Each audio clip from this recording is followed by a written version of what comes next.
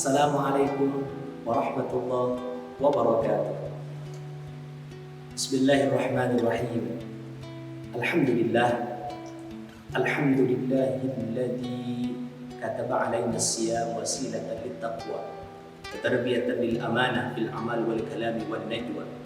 Wassalatu wassalamu ala sayyidina al-Mustafa wa ala alihi wa ashabihi min ahli sidqi wat tuqa. Amma ba'd. Para pemirsa Kurma News, dimanapun Anda berada, sohimin, sohiman, rahimakumullah. Beriring doa, semoga senantiasa selalu dalam keadaan sehat walafiat, dalam keberkahan Allah Subhanahu wa Ta'ala. Tentunya semoga juga terus semangat dalam menjalankan ibadah siyamnya, qiyamnya.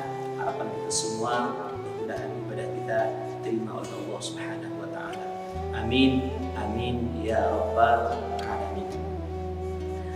Kembali pada sore hari ini, sembari menunggu saatnya berbuka puasa, kita bersua di tayangan kesayangan kita.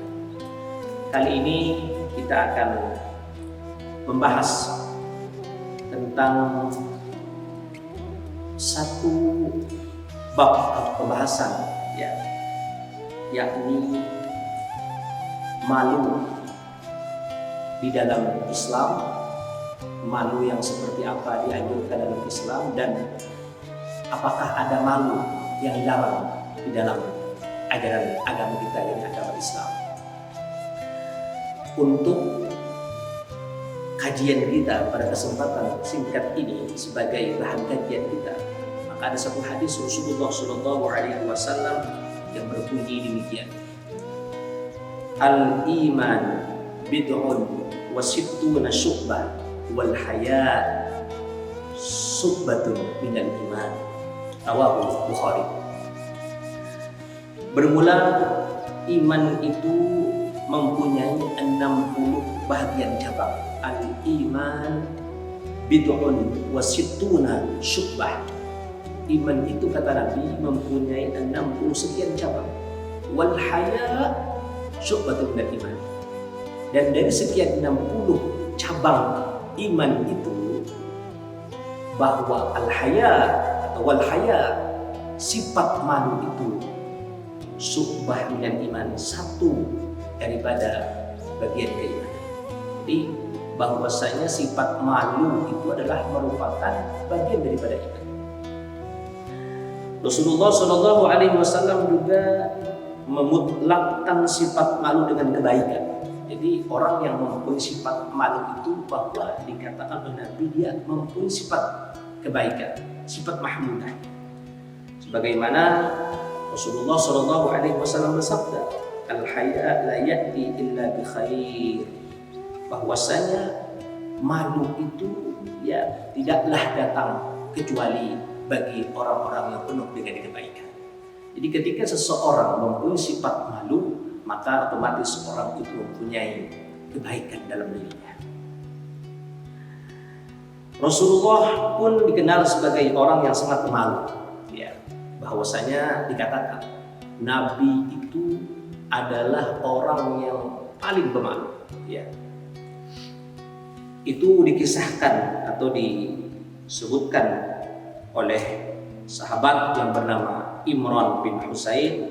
Kana Nabi sallallahu alaihi wasallam asyaddu haya'an minal adra fi hidriha.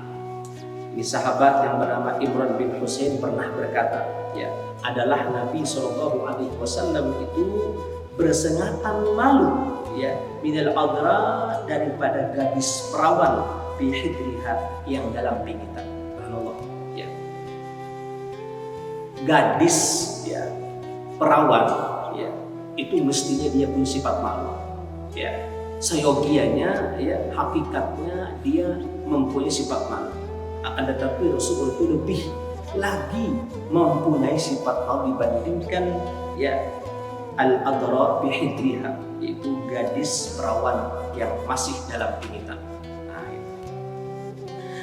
Dalam Islam, malu adalah bagian dari agama. Jadi orang yang mempunyai sifat malu, dia beragama.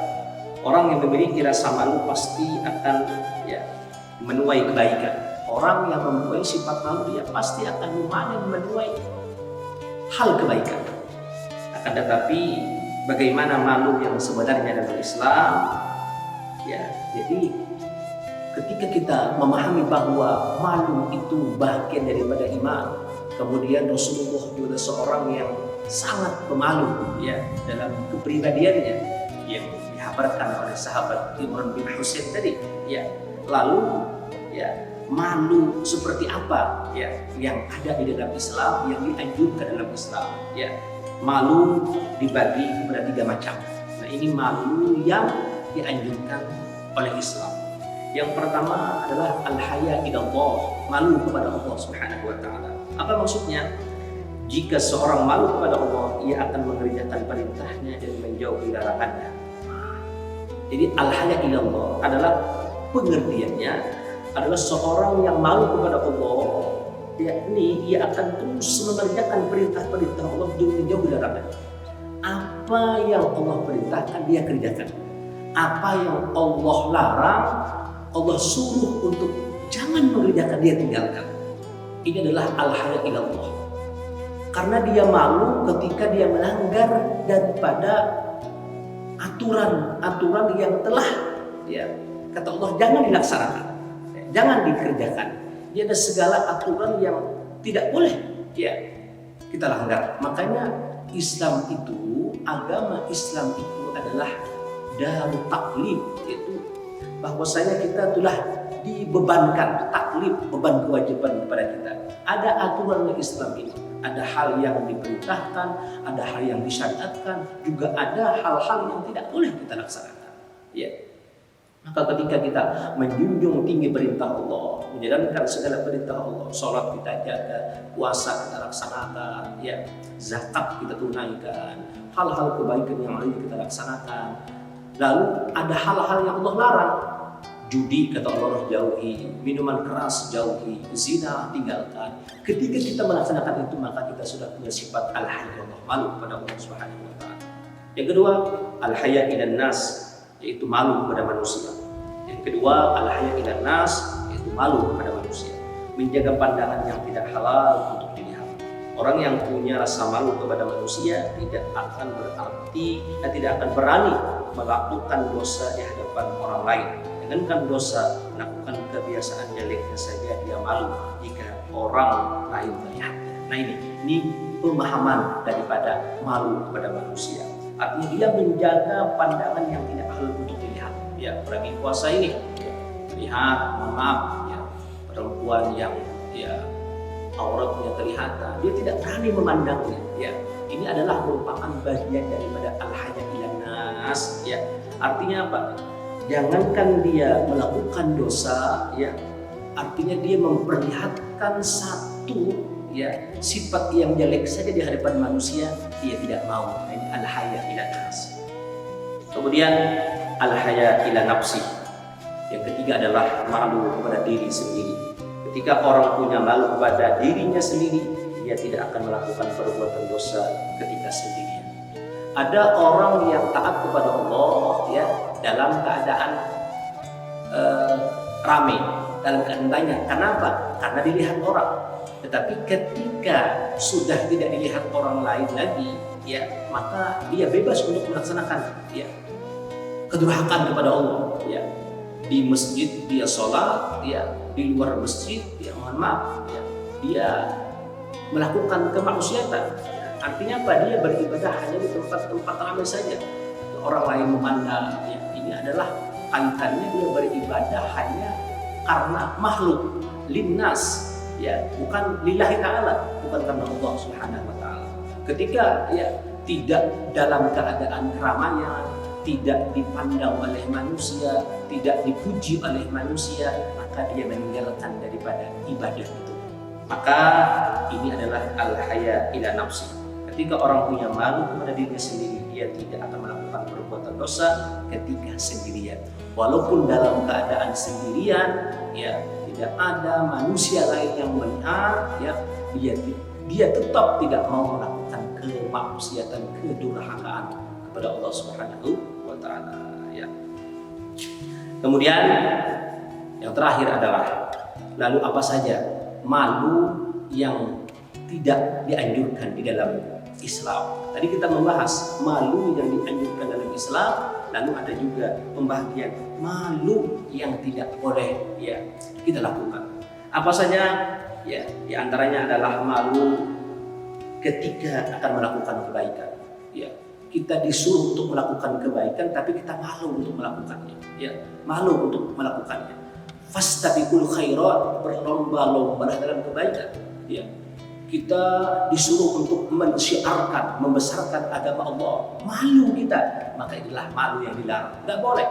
Untuk sesuatu kebaikan, hal positif, ya apalagi itu kaitannya dengan Allah, perintah Allah, maka silahkan viralkan, ya silahkan, ya ajak orang untuk melakukan kebaikan, ajak diri kita sendiri untuk melakukan kebaikan. Kalau kita malu untuk melakukan kebaikan, maka kita termasuk ya adalah orang yang tadi dijelaskan bahwa itu adalah bukan malu yang dikehendaki dalam Islam. Malu ketika membela ajaran Islam itu juga adalah larangan. Malu ketika membela ajaran Islam. Agama kita dilecehkan, agama kita dikucilkan, lalu kita malu untuk membelanya. Al-Quran dilecehkan, malu kita untuk membelanya. Ini juga adalah malu yang dilarang dalam Islam. Malu berkata jujur, ya, untuk mempromosikan kebenaran, ya, dia malu, ya, malu dengan atasannya, malu hilang jabatannya ketika dia menyampaikan kebenaran, ya, dia jujur, ya. Namun dia tahu kalau dia jujur, dia pasti akan dicopot daripada ya pekerjaannya, dia akan turun jabatannya. Lalu dia tidak mau mengatakan yang sebenarnya, kejujuran.